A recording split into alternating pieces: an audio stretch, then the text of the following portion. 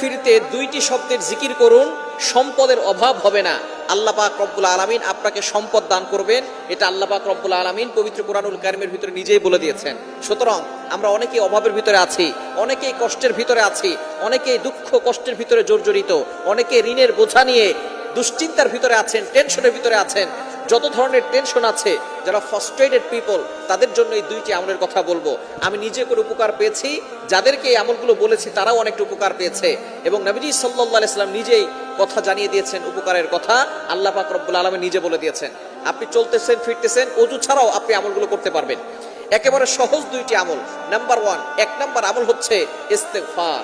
আস্তাগফিরুল্লাহ, আস্তাগফিরুল্লাহ, আস্তাগফিরুল্লাহ। এই শব্দ কি অনেক কঠিন। আস্তাগফিরুল্লাহ পারে না এটা কিন্তু কোনো মুসলমান নাই যারা আস্তাগফিরুল্লাহ পড়তে পারে না। সবাই আমরা আস্তাগফিরুল্লাহ পড়তে পারি। এর উপকার কি কি আল্লাহ পাক রব্বুল আলামিন নিজে বলছেন। কোরআন খুলেন 29 নম্বর